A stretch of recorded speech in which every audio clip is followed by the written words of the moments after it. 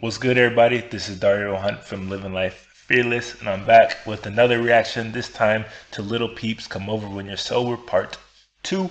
So, let's talk about it.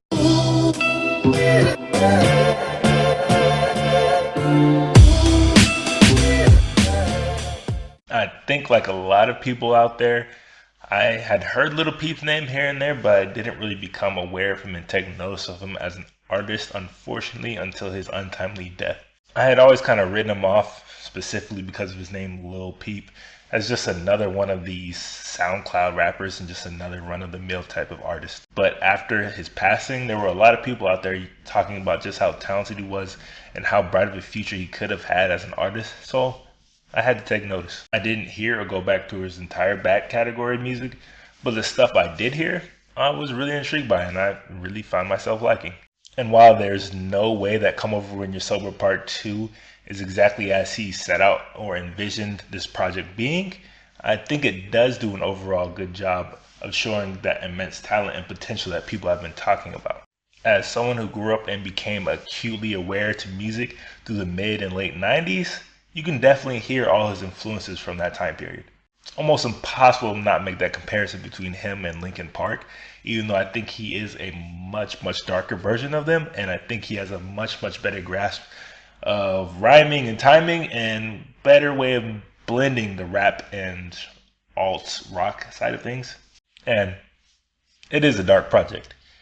He talks about a lot of tough subjects, particularly depression, addiction, and death. These three things are recurring themes throughout the entirety of its runtime, but it doesn't feel so dark that it becomes overbearing, but it is definitely gloomy. It's almost hard to imagine a person being in that much pain and darkness as he seems to be on this album, but it is kind of the image that he's crafted for himself.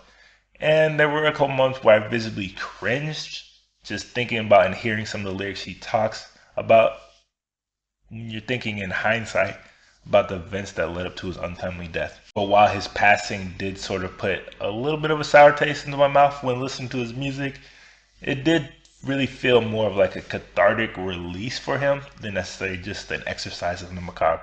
When it comes to the actual music side of things, fuck, it is good. It is good. His grasp of melodies and songwriting, top level. Top level. Everything is just sneakily simplistic. Like after you hear the first opening bars of it, you kind of know how the rest of the song is going, but you still find yourself singing along with it before halfway through the song. It's fucking incredible. Not to mention that everything is just blunt and matter of fact, all the way down to his vocals, which he delivers in a pretty deadpan sort of manner. But he does it in such a witty and cunning way that you can kind of feel a wink behind the blank face he gives you. And while there are quite a lot of rappers and artists kind of trying to navigate in that same lane as him, say like a Trippie Redd, sort of emo slash sad boy type of rap in music, there is a wide gap between Peep and them though, with the vocals being the major difference between the artists, with his being effortless, while say Trippie Redd's can be quite a struggle sometimes.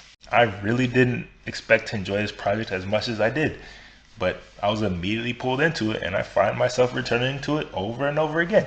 He just has this knack and way of nailing down this emotion and feel when it comes to his music while keeping it light and catchy enough that you find yourself singing the whole album. It really is incredible stuff, particularly since this is a posthumous album. So he didn't even really get to put the finishing touches on this, but I think that they did a pretty good job of preserving his overall vision and sound. If nothing else, this just proves how immensely talented he was and how much potential he really had as an artist, and just how big of a loss it is that we lost him at such a young age. But if you had to leave something behind to kind of show off your legacy, this is pretty good. But for those of you that did hear Come Over When You're Sober Part 2, what did you guys think about it? Were you fans before his death or after? Did it live up to your expectations? Let me know in the comments below.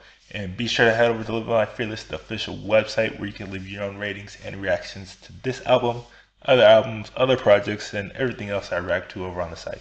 If there's anything that you would personally like me to react to, you can also let me know in the comments down below. And if you like any of the gear that I rock in these videos like this or this, you can also head over to the official website and grab some for yourself. As always, thanks for joining me. If you like these videos, please smash that like and subscribe button. And I will be back shortly with more reactions. I will check you guys soon. Peace.